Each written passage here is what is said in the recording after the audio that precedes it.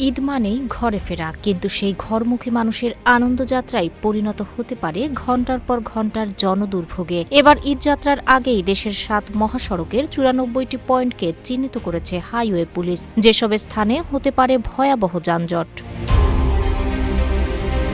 রাজধানী ছাড়তে শুরু করেছে সাধারণ মানুষ। বাস টার্মিনাল, রেল স্টেশন আর মহাসড়কে বাড়ছে চাপ। উন্নয়ন প্রকল্পের কারণে বিশেষ করে ঢাকা সিলেট ও ঢাকা উত্তরবঙ্গের পথে সবচেয়ে বেশি ভোগান্তির আশঙ্কা করা হচ্ছে। হাইওয়ে পুলিশের তথ্য বলছে, ঝুঁকিপূর্ণ স্থানগুলোর মধ্যে সেতুর বেশ কিছু টোল প্লাজা, মোড় এবং গুরুত্বপূর্ণ শিল্প ও বাজার এলাকা রয়েছে। বাংলাদেশ প্রকৌশল বিশ্ববিদ্যালয়ের গবেষকেরা দেখিয়েছেন যে ঈদের আগের ৩-৪ দিনে ১,২০,০০,০০০ থেকে ১.৫ কোটি মানুষ ঢাকা ছাড়েন। ঈদুল আজহায় প্রতিদিন গড়ে ৩৫ লাখ মানুষ ঢাকা ছাড়বেন। হাইওয়ে পুলিশের তালিকায় সবচেয়ে বেশি যানজটপ্রবণ মহাসড়ক হচ্ছে ঢাকা উত্তরবঙ্গ, ঢাকা চট্টগ্রাম ও ঢাকা সিলেট মহাসড়ক। এই ৩ মহাসড়কের মধ্যে উত্তরের পথে ২৫টি, চট্টগ্রামের পথে ২৫টি ও সিলেটের পথে ২১টি যানজটপ্রবণ স্থান রয়েছে।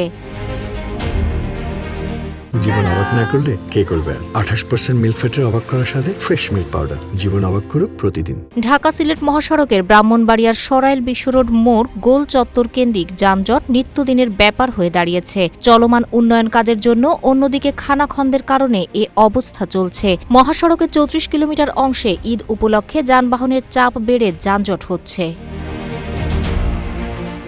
সরকার ঈদযাত্রা নির্বিঘ্ন করতে বেশ কিছু উদ্যোগ নিয়েছে। এর মধ্যে আইনশৃঙ্খলা পরিস্থিতি স্বাভাবিক রাখা, যানজট নিয়ন্ত্রণ ও জনসাধারণের নির্বিঘ্ন যাতায়াত নিশ্চিতে ঢাকাসহ আশেপাশের এলাকায় বিজিবি মোতায়েন করা হয়েছে। সড়ক পরিবহন সূত্রগুলো বলছে, ঈদের আগে বৃষ্টি হলে জট বেড়ে যেতে পারে। অনেক মহাসড়কে উন্নয়ন কাজ এখনো শেষ হয়নি, আর বৃষ্টিতে যানবাহনের গতি কমে যায়। এসব বিষয়ে ব্যবস্থাপনায় ত্রুটি হলে যানজটের ঝুঁকি আরও বাড়বে, ফলে ভোগান্তি হওয়ার সম্ভাবনা থেকেই যাচ্ছে। তাহেরা আক্তার, রূপালী বাংলাদেশ।